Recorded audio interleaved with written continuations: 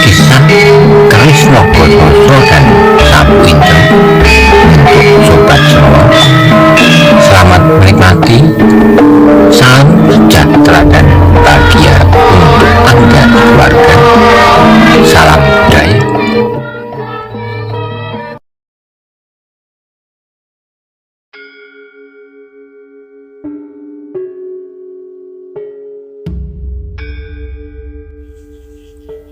Pada episode sebelumnya dikisahkan, Banyu Biru telah tenang kembali, penduduknya kembali bekerja keras untuk membangun daerahnya. Wirosobo dan Mantingan sudah berpamitan kembali ke keluarganya masing-masing. Bagaimana kisah selanjutnya? Simak bersama-sama.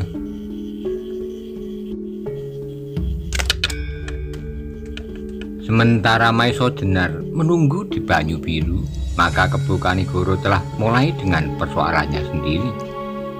Persoalan kemenakannya sangat menarik perhatiannya. Cerita yang didengarnya dari Paningron dan Gajah Alit. Kemudian menurut Panembahan Ismoyo bahwa seorang wali telah meramalkan hari depan yang gemilang buat anak nakal itu. Namun kini anak itu ternyata sedang disingkirkan oleh Sultan karena pelanggaran-pelanggaran yang telah dibuatnya. Demikianlah maka kemudian Kebo Kanigoro memerlukan menemui Karebet, tidak di rumah Ki Buyut, tetapi mereka bersepakat untuk bertemu di ujung hutan perdu di lereng Bukit Telomoyo, supaya setiap pembicaraan dapat mereka lakukan dengan tidak bersegan terhadap orang-orang lain yang mendengarnya. Malam itu langit yang cerah ditandai oleh sepotong bulan muda.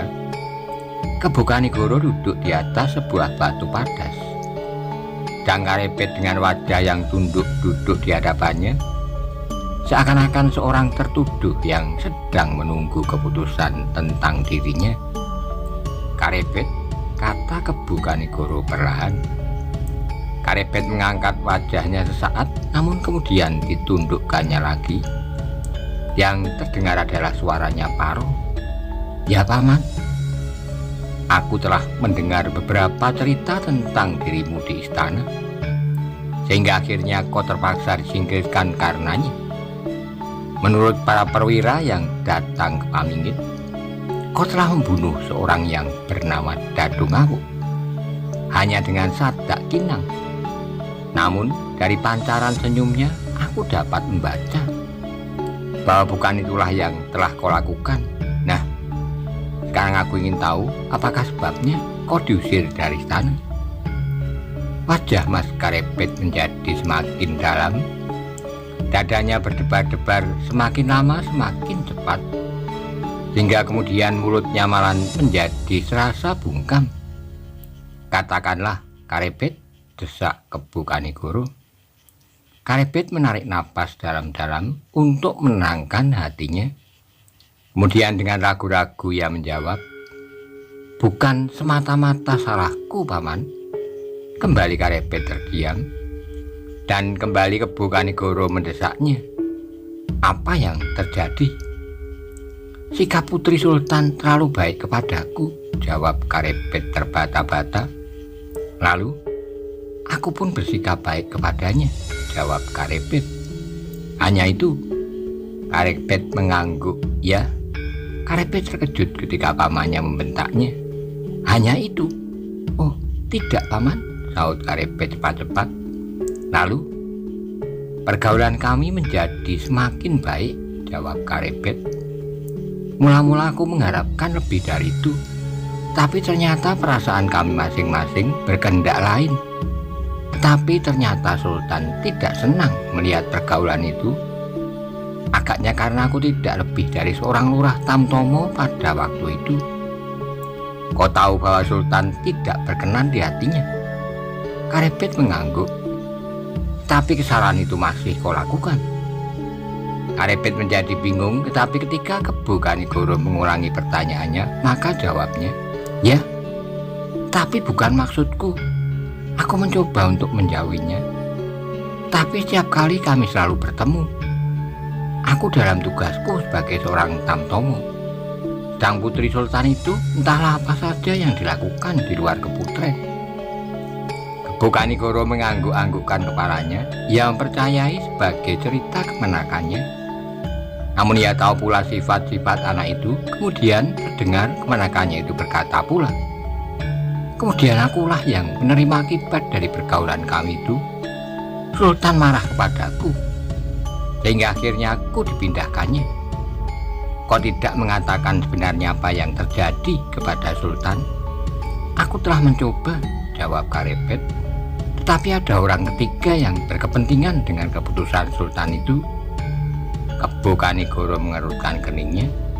Siapa? Tumenggung Probosemi. Kembali Kebokanigoro mengangguk-anggukkan kepalanya. Katanya, apakah kepentingannya? Pertanyaan itu telah menghanyutkan Mas Karepet ke dalam suatu kesenangan yang pahit. Saat dia tidak dapat menjawab pertanyaan pamannya, namun kemudian diceritakannya apa saja yang pernah dialaminya. Satu demi satu. Tak ada yang dilampauinya, bahkan cerita itu seakan-akan merupakan tuangan kekesalan hatinya atas peristiwa yang tak diharap-harapkan. Aku tidak menyangka Tumenggung itu akan berbuat sampai sedemikian jauh, kata Karepet. Kau kenal orang itu baik-baik? Ya, aku kenal Tumenggung Probosemi dengan baik. Seorang Tumenggung yang masih muda. Namun karena kesaktiannya, ia cepat dapat menempati tempatnya yang sekarang. Seorang perwira tamtomo yang gagah perkasa. Apa yang sudah dilakukannya? Karepet terdiam sesaat.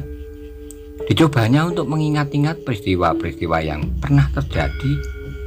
Dan peristiwa itu seakan-akan kini terulang kembali. Peristiwa demi peristiwa, mulai dari permulaan sekali.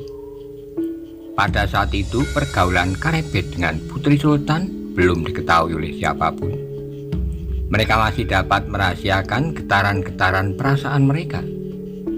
Namun pada suatu ketika masuklah orang yang bernama Tumenggung Probosemi ke dalam lingkaran pergaulan mereka. Sejak Tumenggung itu pada suatu saat bertemu dengan Putri Sultan yang cantik itu, Karepet adalah bawaan Tumenggung Probosemi yang paling menarik perhatiannya. Sehingga lurah tamtomo yang masih sangat muda itu seakan-akan tak pernah terpisah daripadanya. Karepet, kata Tumenggung Probosemi, kau adalah anak muda yang mempunyai kesempatan yang baik. Kau adalah seorang tamtomo yang dipungut dari anak-anak muda yang bertebaran di sana sini langsung oleh Sultan sendiri. Sehingga dengan demikian kesempatan yang kau dapat jauh lebih besar dari setiap kesempatan yang ada pada kami. Hampir tak pernah salah seorang di antara kami mendapat panggilan langsung dari Sultan selain dalam tugas-tugas kami. Tapi kau pernah mendapat kesempatan itu, kesempatan yang berada di luar tata peraturan para tamtomo. Karepet masih belum tahu apakah sebenarnya yang akan dikatakan oleh Tumenggung Probosemi. Karena itu ia menunggu saja sampai Tumenggung itu berkata, Karepet, adalah aneh kalau aku beberapa hari yang lalu untuk pertama kalinya melihat wajah putri bungsu Sultan. Sebelumnya aku memang pernah melihatnya, namun sejak putri itu menginjak usia remajanya dan kemudian mengalami pingitan, aku tidak pernah melihatnya lagi. Namun tiba-tiba aku mendapat kesempatan untuk memandang wajahnya. Wajah yang betapa cerahnya sehingga aku menjadi silo karenanya. Dada Mas Karepet berdesir mendengar kata-kata itu. Memang Putri Sultan demikian cantiknya. Namun apabila pujian itu keluar dari mulut seorang laki-laki, maka hati Mas Karepet itu terasa seakan-akan meronta. Ternyata kemudian Tumenggung Probosemi berkata pula, barangkali aku telah menjadi gila, Karepet. Namun aku benar-benar ingin mendapat kesempatan yang lebih banyak untuk dapat memandang wajah itu. Kesempatan yang kedua aku dapat memandang wajahnya adalah 2 hari yang lampau, ketika Putri Sultan itu bermain-main di gerbang keputren. Karebet menarik napas dalam-dalam, namun ia tidak menjawab. Yang berkata seterusnya adalah Tumenggung itu. Karebet, apakah kau pernah melihat putri itu pula? Dengan kaku Karebet menganggukkan kepalanya, jawabnya, ya Ki Tumenggung, aku pernah melihatnya. Tumenggung Probosemi mengangguk sambil tersenyum. Bagaimana menurut pendapatmu? Tak ada kesan apapun padaku, Ki Tumenggung. Tumenggung itu tertawa, katanya, alangkah bodohnya kau Karebet, tetapi tak apalah, mungkin tanggapanmu lebih baik daripada aku, atau aku memang sudah betul-betul gila. Kemudian setelah diam saat ia berkata, apakah kau dapat menolong aku? Karebet mengerutkan keningnya, katanya, apakah yang harus aku lakukan? Karebet, kata Tumenggung itu dengan ragu-ragu, kalau sekali waktu kau dipanggil oleh Sultan, dan apabila kau lewat di muka gerbang keputren, serta kau lihat putri itu di sana, maka katakanlah bahwa seorang Tumenggung menyampaikan sembah sujudnya untuk putri. Karebet menunggu Tumenggung itu berkata terus, namun kata-kata itu tak dilanjutkannya, sehingga Karebet itu bertanya, hanya itu saja? Ya, hanya itu. Katakan kepada putri bahwa Tumenggung Probosemi sangat mengagumi kecantikan putri. Karebet mengangguk-anggukkan kepalanya, kemudian jawabnya, baik itu Tumenggung, tapi bolehkah aku bertanya, apakah keuntungan Tumenggung dengan pesan itu? Tumenggung Probosemi mengerutkan keningnya, kemudian ia tertawa. Kau memang bodoh, Karebet. Biarlah tak kau ketahui keuntunganku dengan pesan itu. Namun apabila pada suatu ketika kau mendapat pesan dari putri itu, sampaikan pesan itu kepadaku. Mas Karebet tersenyum, katanya, aku memang bodoh, tapi aku tidak bodoh seperti yang Ki Tumenggung sangka. Aku tahu maksud Ki Tumenggung, tetapi bukankah putri itu putri Sultan? Probosemi tersenyum. Itulah mungkin aku benar-benar sudah menjadi gila. Tapi apakah kau sangka bahwa seorang Tumenggung tidak boleh berkenalan dengan putri raja? Aku adalah Tumenggung yang mendapat kepercayaan Sultan dalam bidang keprajuritan. Apa salahnya apabila pada suatu ketika aku mampu menaklukkan daerah pesisir wetanan dan aku mendapat teriman putri itu? Mudah-mudahan, jawab Karebet, dan Tumenggung akan mendapat gelar Pangeran Probosemi. Probosemi tertawa, ia menjadi puas dengan angan-angannya. Ia mengharap Karebet akan memenuhi permintaannya, dan ia mengharap putri itu pun telah pernah mendengar namanya dari Sultan sendiri. Seorang Tumenggung Perwiro Tamtomo yang sakti. Bukankah dengan demikian putri itu tidak-tidaknya ingin melihat wajah perwira yang sakti itu? Tetapi ternyata yang dipesannya adalah seorang anak muda yang bernama Karebet. Seorang anak muda yang selalu menuruti perasaan sendiri, yang kadang-kadang terlalu aneh. Demikianlah beberapa hari kemudian Probosemi berkata kepada Karebet, Karebet, apakah kau sudah mendapat kesempatan itu? Mas Karebet tersenyum, jawabnya, sudah, Ki Tumenggung. Ki Tumenggung sangat tertarik pada jawaban itu. Aku telah dipanggil oleh Baginda kemarin, kata Karebet. Untuk apa? Memijit kaki Baginda. Bukankah aku pernah belajar memijit? Saut Karebet. Oh, pantas. Baginda sering memanggilmu, kata Probosemi. Tapi apakah kau sempat bertemu dengan putri? Karebet mengangguk. Ya, Ki Tumenggung, jawab Karebet. Tetapi aku tidak sempat menyampaikan pesan Ki Tumenggung. Gila, gerutu Probosemi dengan kecewa. Kenapa? Aku tidak dapat mendekatinya, sahut Karebet. Putri itu hanya lewat di muka bilik pembaringan Baginda. Probosemi mengerutkan keningnya, kemudian katanya, Karebet, lain kali kau harus berhasil. Kau akan mendapat hadiah yang pasti akan sangat menyenangkan bagimu. Apakah hadiah itu? Tanya Karebet. Lembu, kerbau, uang, atau apa? Baik Ki Tumenggung, jawab Karebet. Dan sebenarnya lah beberapa hari kemudian Karebet datang kepada Ki Tumenggung Probosemi. Sambil tersenyum ia berkata, Ki Tumenggung, aku telah menghadap Sultan pula. Memijit?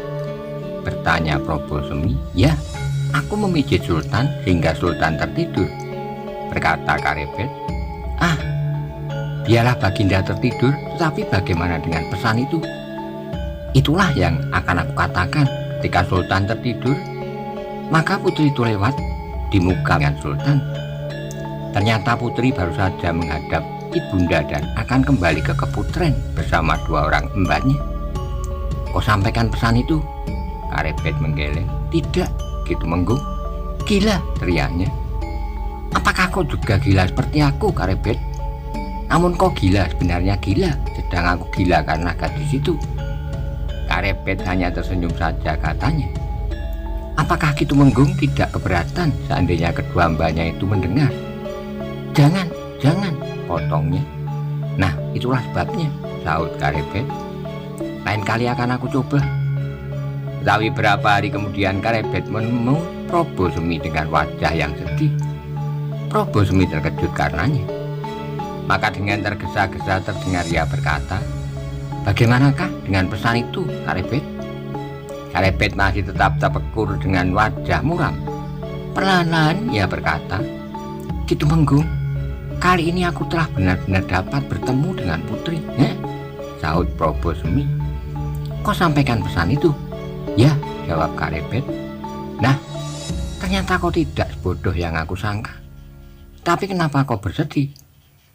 Aku ditamparnya, sahut Karebet. Siapa yang menampar? Putri, benar, ya. Oh, tiba-tiba Prabu Semi berdesah. Kau berkata sebenarnya, ya. Lalu apa yang kau lakukan? Aku hampir saja membalasnya. Teriak Prabu Semi. Kau benar-benar gila. Apakah dengan demikian kau tidak menyadari bahwa kau dapat dihukum bahkan hukuman mati? Hampir gitu Menggung, hampir, tetapi tidak jadi. Lalu apa yang kau lakukan? Aku minta maaf atas kelancanganku, atas pesan yang aku sampaikan. Lalu Prabu Semi menjadi tidak sabar. Putri memaafkan aku dan putri juga minta maaf kepadaku. Prabu Semi semakin terkejut. Putri minta maaf kepadamu? Ya, sahut Karebet. Dan putri memberikan pesan pula untuk Ki Tumenggung. Jadi putri kenal aku? Tanya Prabu Semi. Tapi ia menjadi kecewa ketika Karebet menggeleng. Oh, katanya. Apakah putri belum pernah mendengar nama Prabu Semi, perwira Tamtomo yang sakti? Sekali lagi Karebet menggeleng jawabnya. Putri menyangka bahwa yang bernama Prabu Semi adalah seorang perwira Noromanggolo yang gemuk bulat. Setan, desis Prabu Semi. Katanya, perwira itu bernama Gajah Alit. Atau yang berapa tahun yang lampau meninggalkan istana, tanya itu. Karebet berkata seterusnya, demit itu toh Joyo yang dimaksud. Mungkin, sahut Karebet. Apakah kau tidak mengatakan bahwa Prabu Semi dari kesatuan Wiro Tamtomo, bukan Noromanggolo atau Manggolo, Seroyo atau yang lain-lain? Sudah, Ki Tumenggung. Aku sudah mengatakannya dan putri berpesan agar Ki Tumenggung melupakannya. Melupakan putri itu sebab sebentar lagi putri itu sudah akan menginjak masa perkawinannya. Bohong, bentak Tumenggung itu. Putri itu bohong atau kau yang bohong? Aku tidak bohong, Ki Tumenggung. Aku benar-benar menghadap putri dan kalau Ki Tumenggung tidak percaya, inilah aku dapat membuktikannya.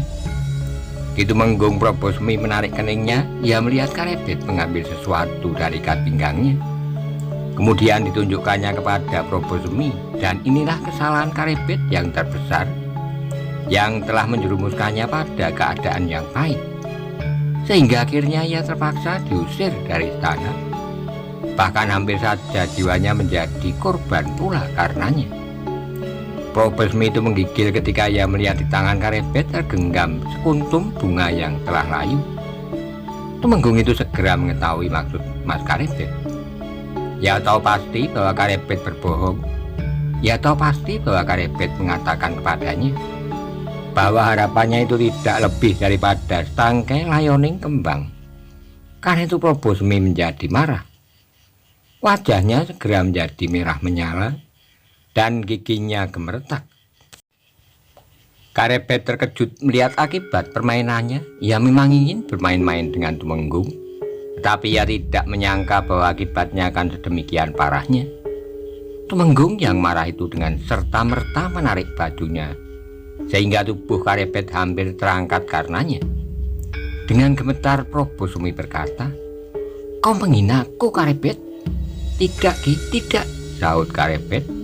Tapi mata Tumenggung Probosumi benar-benar telah merah semerah darah. Katanya pula, "Aku sangka kau adalah bawahanku yang paling setia, tetapi ternyata kaulah yang pertama-tama menghina aku. Bukan maksudku, Ki Tumenggung. Aku hanya ingin memperingatkan Ki Tumenggung bahwa kegayuhan itu terlalu jauh jangkauannya," jawab Karepet. "Persetan dengan mulutmu. Kau adalah bawahanku. Pangkatmu lebih rendah dari pangkatku. Umurmu lebih muda dari umurku. Jangan menggurui aku." Karepet tidak menjawab. Ia tidak mau membuat Tumenggung itu menjadi semakin marah. Seandainya ia menjawab satu patah kata saja lagi, maka sudah pasti mulutnya akan ditampar oleh Tumenggung yang sudah lupa diri, dan sudah pasti ia akan membalasnya. Namun untunglah bahwa Karepet berhasil menguasai dirinya. Sejak saat itu maka Probosumi tak memerlukan Karepet lagi. Seandainya Karepet bukan seorang yang langsung diambil oleh Sultan dari pinggir Blumbang dan diserahkan kesatuannya, maka Karepet itu pasti sudah diusir, bahkan sudah dibunuhnya. Tapi Probosumi masih takut seandainya Sultan memerlukan anak itu. Namun sejak itu Probosumi menjadi semakin gila. Ia ingin membuktikan bahwa suatu ketika ia akan berhasil menemui putri Sultan itu dan berhasil memikatnya. Tumenggung bukan pangkat yang terlalu rendah. Dalam peperangan ia telah berhak untuk memegang jabatan panglima dalam laskar segelar papan, dan ia yakin kesaktiannya akan ikut menentukan pula keadaan dirinya. Juga akan dapat menentukan apakah putri Sultan itu akan menaruh perhatian pada dirinya atau tidak. Probosumi pernah mendengar juga nama-nama perwira yang pernah mengembarkan Demak. Seorang kawannya dari angkatan yang lebih tua dari kesatuan Noromanggolo bernama Gajah Alit tak kurang saktinya. Seorang lain dari panglima pasukan Demak yang berada di Perkuto, Aryo Palinding, adalah orang yang sakti. Tetapi apakah kau tidak dapat menyamai kesaktian mereka? Katanya dalam hati. Tetapi sebagai seorang perwira yang masih muda, ia hampir tidak pernah mendapat kesempatan untuk pergi bersama-sama dengan mereka yang mempunyai nama dalam keprajuritan Demak. Sehingga dengan demikian, maka Probosumi belum pernah mendapat kesempatan untuk melihat atau memperlihatkan kesaktiannya masing-masing, angkatan sebelumnya dan dirinya sendiri. Itulah agaknya yang menyebabkan Probosumi haus pada kesempatan-kesempatan demikian. Perang merupakan lapangan permainan yang digemarinya, sekedar untuk mengukur diri. Tak pernah diperhatikannya apakah akibat dari peperangan itu. Tak pernah terpikirkan olehnya berapa orang yang gugur. Ia ingin namanya akan semakin menanjak ke atas, merayap ke samping nama-nama yang pernah didengar sebelumnya. Dengan demikian Probosumi merupakan perwira yang namanya dikenal karena tindakannya yang kasar. Setiap persoalan yang betapapun kecilnya atas daerah wilayah Demak, bahkan daerah Perdikan, akan diselesaikan oleh Probosumi dengan kekerasan. Dengan dalih yang dibuat-buat, Probosumi selalu mengakhiri tugasnya dengan pertumpahan darah di wilayah yang sangat kecil. Ada anak buah yang senang dengan kebuasan itu, namun ada yang membencinya. Karepet termasuk orang yang muak dengan perbuatan itu. Tetapi sebagai seorang yang patuh pada ketetapan yang berlaku dalam lingkungan Wirotamtomo, maka tak banyak yang dapat ia lakukan. Dan sebenarnya untuk sementara Probosumi mendapat sambutan baik dari atasannya. Seakan-akan semua tugas yang diserahkannya pasti dapat diselesaikannya.